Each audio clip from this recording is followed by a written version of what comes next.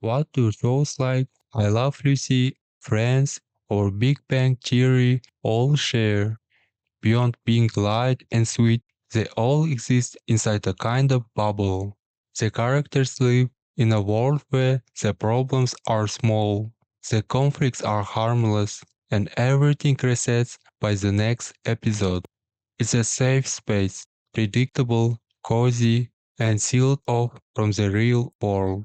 No real distress or anxiety is waiting around the corner, just comfort, nostalgia, and the reassurance that nothing bad will actually happen.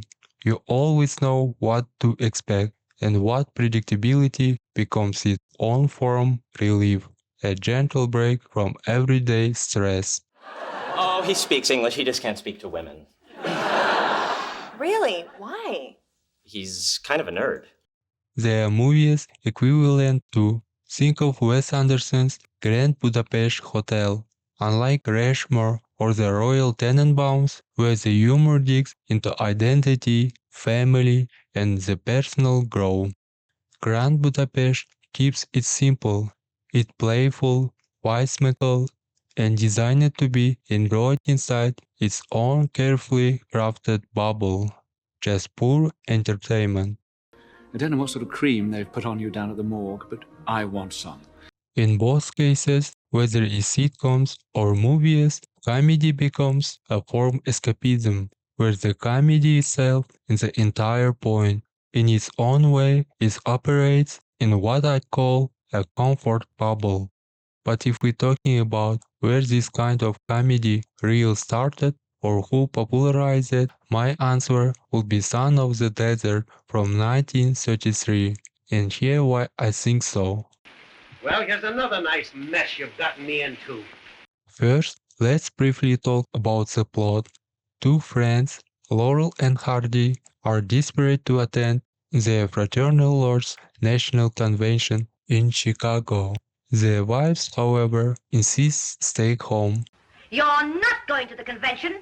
You're going to the mountains with me. So the duo cook up ridiculous scheme. They fake medical emergency, claim Hardy needs therapeutic trip to Honolulu, Our plan is working out great. and sneak off the convention instead.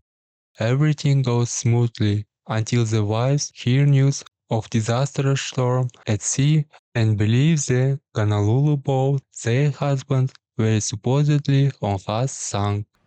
Oh, I feel as if they were hovering right over me. When Laurel and Hardy return home, full of convention souvenirs and half-baked excuses, they walk straight into the fallout of their own lives.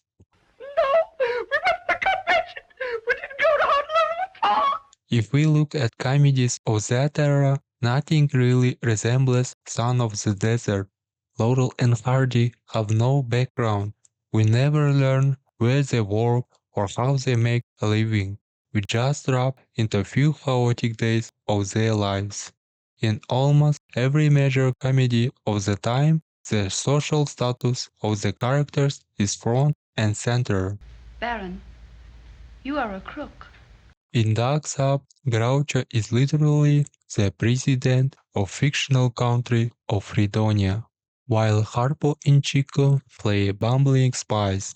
Those roles may be typical for them, but Groucho character still function as satire of politicians. If anyone's caught taking graft and I don't get my share, we stand them up against the wall and pop goes the weasel. In A Night at the Opera, he's a promoter trying to help wealthy widow break into high society by investing in the New York Opera. You take nothing.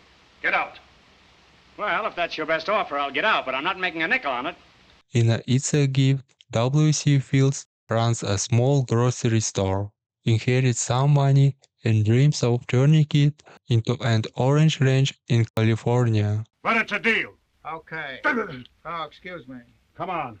In She Done Him Wrong, Mae West plays a flirtatious salon singer, whose main objective is seducing wealthy men, essentially a gold digger. Diamonds is my career. All of these movies have a clear social or political context. They're about climbing the social ladder, chasing wealth, achieving dreams that ultimately lead to more wealth, manipulating a system through beauty, or shaping politics through power. But in Son of the Desert, Laurel and Hardy are just married men trying to sneak off to a convention in Chicago without their wives. Our wives think that we're in Honolulu for my health. That's it. It's simple. But that simplicity is exactly what gives the movie its timelessness. There's no political message, no critique of society, no commentary on class. Laurel and Hardy aren't trying to change the world or expose injustice like Charlie Chaplin, whose movies are always rooted into poverty, inequality, or political power. Look at The Great Dictator. Soldiers, in the name of democracy, let us all unite! Son of the Desert asks for none of that. It doesn't require any historical context, unlike Buster Keaton's The General. It stands on its own. To critics and historians, in 1930s, screwball comedies are often studied for what they reveal about gender roles and social expectations.